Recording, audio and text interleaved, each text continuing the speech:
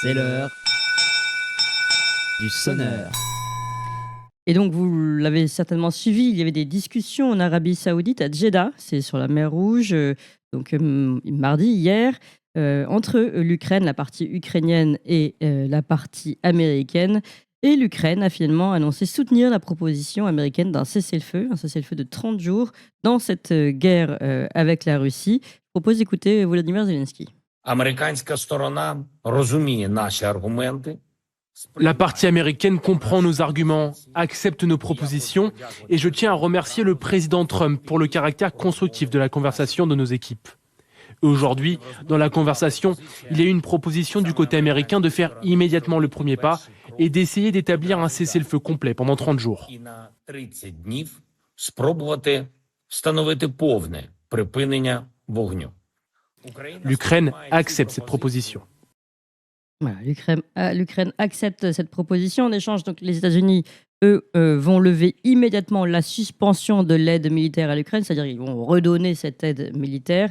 Et surtout, maintenant, en jeu pour les États-Unis de réussir à convaincre la Russie d'accepter ce cessez-le-feu. Je propose d'écouter Donald Trump.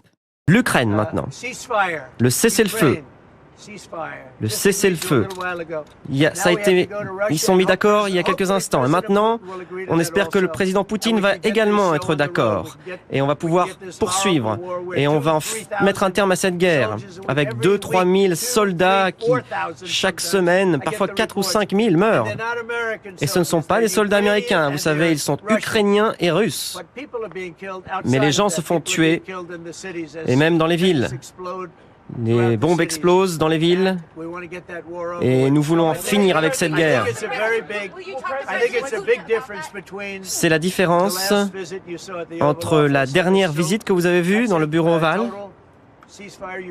Maintenant, un cessez-le-feu intégral auquel l'Ukraine a consenti. On espère que la Russie en fera de même.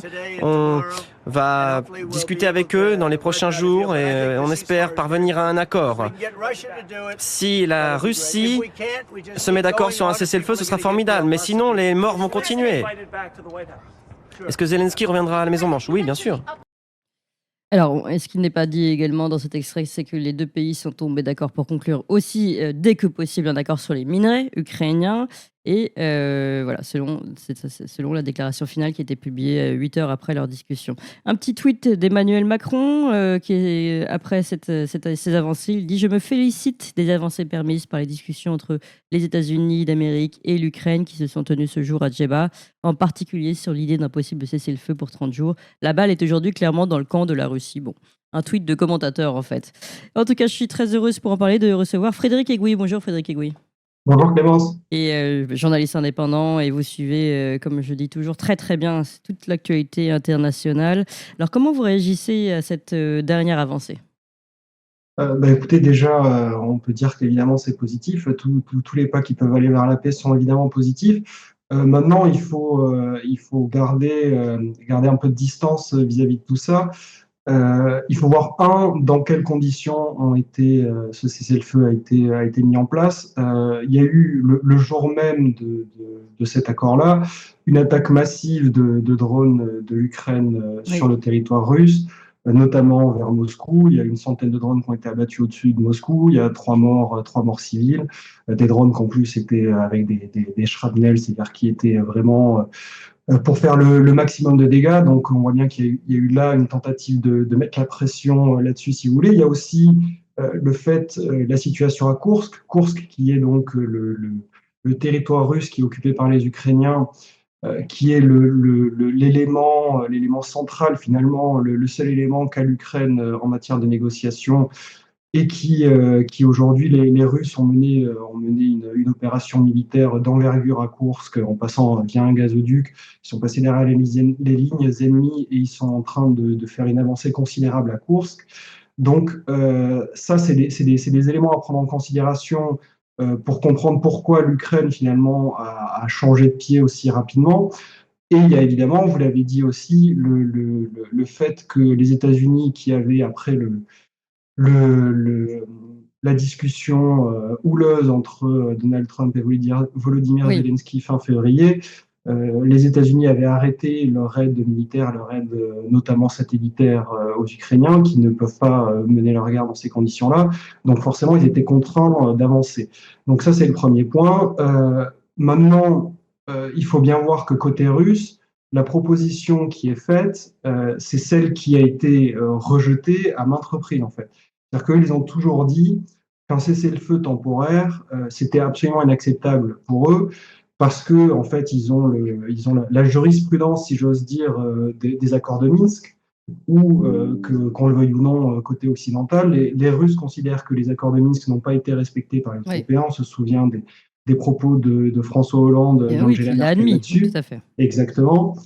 Et donc les Russes considèrent qu'un cessez-le-feu temporaire, dans les conditions actuelles, ils n'ont aucune confiance dans la parole des Occidentaux ni des Ukrainiens, et dans les conditions actuelles, ne servira qu'à réarmer l'Ukraine pour pouvoir poursuivre le conflit. Or, eux souhaitent une paix durable, et pour obtenir une paix durable, ils souhaitent qu'on s'intéresse aux causes profondes du conflit. Et ça, pour l'instant, personne n'a voulu encore aller sur ce terrain-là. Donc, il faut évidemment pas présager les négociations, c'est le principe des négociations, hein, personne n'est d'accord à la base. Il ne faut pas présager de ce que veut dire la Russie, mais c'est sûr qu'on part quand même d'assez loin côté russe. Mais vous ne pensez pas tout de même que si Donald Trump s'aventure dans ce genre de négociation et là a l'air d'avancer en disant bon écoutez maintenant on avance, regardez comme on avance bien, vous ne pensez pas qu'il a en fait déjà des pions d'avance avec la Russie? Est-ce qu'il n'a pas déjà négocié certaines choses? Est-ce que finalement il n'est pas un peu sûr? Est-ce qu'il ne sait pas lui-même avant de faire des déclarations devant tout le monde, il n'a pas vérifié auprès de la Russie qu'elle s'entendrait avec lui sur certains points?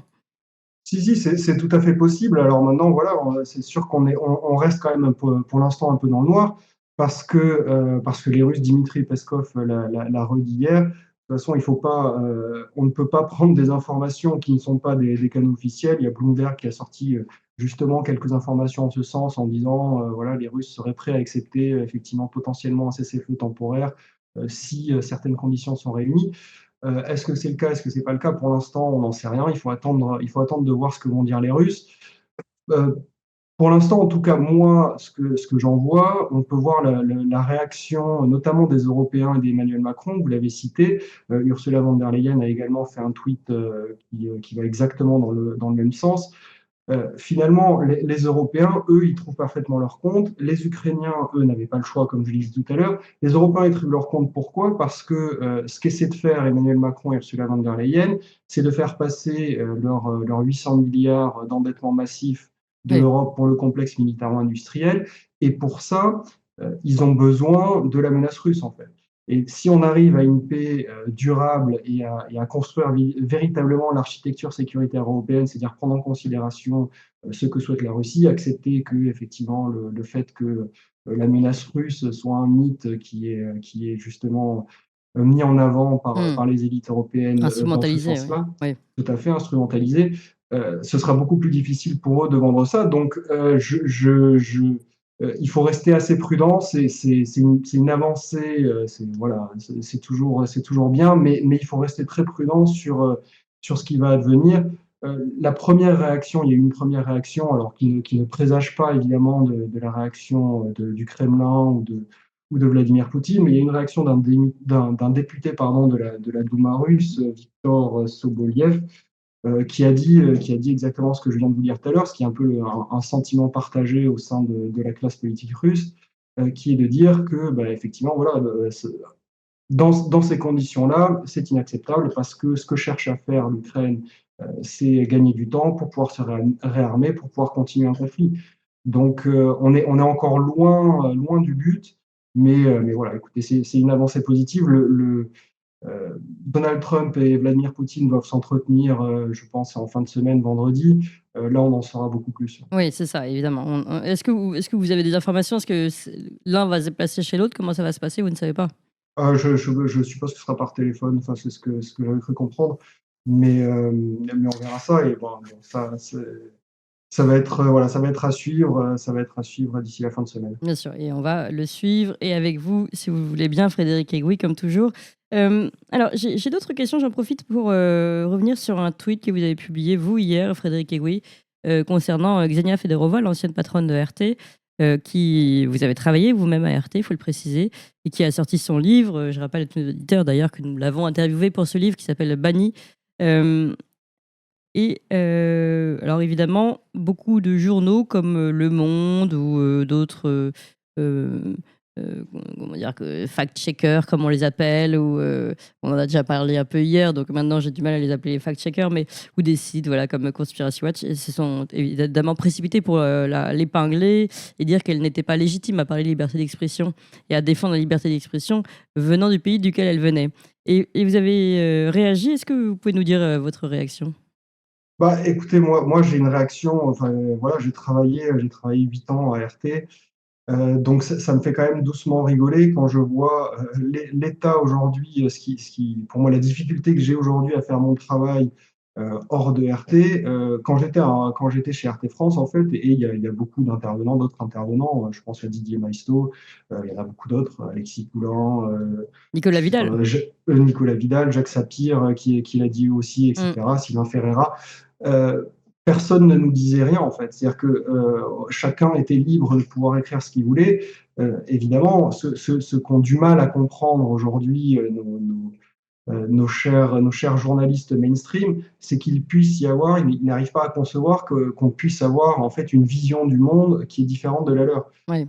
Alors que la leur est quand même très étriquée, ils ne la voient que par le petit bout de la lorgnette de l'UE ou de l'OTAN. Mais tout le monde ne pense pas comme eux, et encore heureux, parce qu'aujourd'hui, quand vous voyez les positions défendues par l'UE ou par l'OTAN, c'est quand même tout à fait discutable. Et le problème, c'est qu'on ne peut pas en discuter en dehors sur les médias mainstream, justement. RT donnait cette plateforme-là de pouvoir discuter hors de ce cadre-là, de ce cadre très restrictif qu'ils amènent. Et donc voilà, donc il y a une vision de la part des médias mainstream sur RT qui est extrêmement fausse. Ils n'ont aucune idée de comment ça se passait. Moi, enfin voilà, pour y être allé, je sais très bien comment ça se passait. Et c'est sûr que c'était un espace, en tant que journaliste, en tout cas, c'était un espace où il était vraiment, enfin, je sais que j'aurais pas pu faire ce travail-là ailleurs, en fait. Et c'est ça qui est particulièrement intéressant, et je trouve c'est presque en miroir avec ce qui se passe, et notamment en Roumanie, mais ailleurs, hein, où finalement, nous autres Occidents, tous les jours, on se gargarise d'avoir des valeurs, les valeurs occidentales, la démocratie, la pluralité, la liberté d'expression, et en fait, on se rend compte que c'est chez nous que, enfin, attention, ça ne veut pas dire que je dis que tout est idéal en Russie ou ailleurs, Non, bien mais sûr. on se rend compte que chez nous, alors que on se présente comme étant la lumière, le phare de ces valeurs-là, en fait, elles sont terriblement remises en question.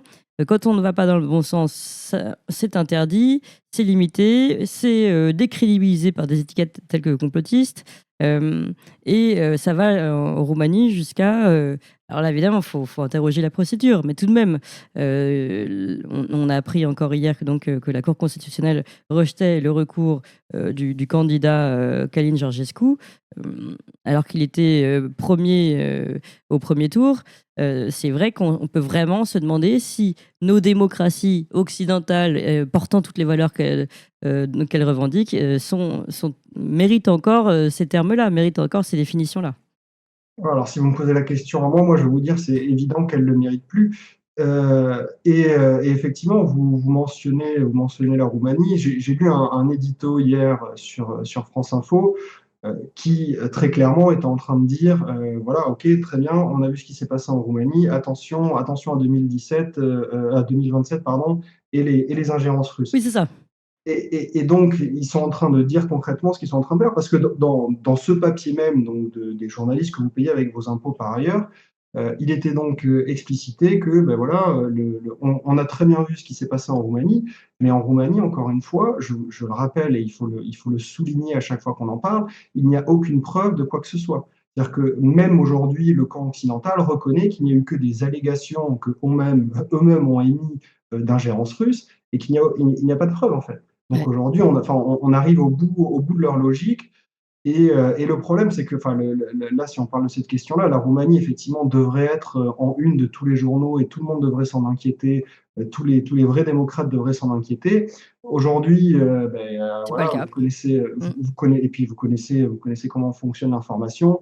On a aujourd'hui maintenant le cessez-le-feu, en tout cas les discussions sur le cessez-le-feu qui sont en cours en Ukraine.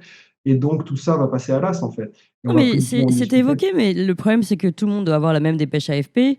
L'affreux candidat d'extrême droite, comme si la droite était la même chose là-bas qu'ici. Enfin, bon, franchement, pro-russe, bref, complotiste parfois, rajoute-t-il, a été mis de côté par la Cour constitutionnelle et tout le monde trouve ça très bien. Enfin, je veux dire, on ne va pas interroger le processus. C'est ça qui pose question. Et c'est vrai qu'on commence vraiment. Et moi, quand je vois que même le Figaro utilise les mêmes éléments de langage que Le Monde ou France Info, comme vous l'avez dit. Et c'est intéressant parce que France Info dit attention 2027. Je suis assez d'accord sur le début de la phrase. Attention 2027. Eux, ils disent attention les ingérences russes parce que moi j'ai dit attention, voilà comment ils vont nous manipuler en 2027. Et en fait, c'était un très très bon exemple. Ce qui est en train Oui, de se oui, jouer. oui. Et c'était le fond de ce papier qui était par ailleurs très mal écrit, mais bon, ça c'est autre chose. C'était le fond de ce papier, c'était de dire effectivement, bon ben voilà, on a vu ce qu'est capable de faire l'ingérence russe, Oui. ce qui encore une fois est un mensonge parce que ce sont des allégations qui ne sont pas prouvées. Vous et moi, on fait du journalisme, on sait bien qu'il faut se baser sur les faits. La personne ne se base sur les faits. Et tout en disant effectivement, voilà, la campagne de. Alors, ce qui est rigolo, c'est qu'il cible dans le papier, il cible énormément Bardella, ce qui est quand même marrant quand on Hmm. connaît la position de Bardella En aujourd'hui, plus, et oui. notamment sur l'OTAN, sur l'Ukraine, sur tout ce que vous voulez. On n'est quand même pas dans l'opposition. Mais bon, voilà, ils sont en train de poser leurs pions, de poser leurs jalons. Et s'il n'y a pas d'opposition sur cette question-là, ils vont continuer. En fait, pourquoi ils s'arrêteraient? Parce que ça leur permet de conserver le pouvoir, qui est un pouvoir qui est aujourd'hui de plus en plus contesté, évidemment, au sein des peuples. Mais Oui. il faut s'organiser, quoi.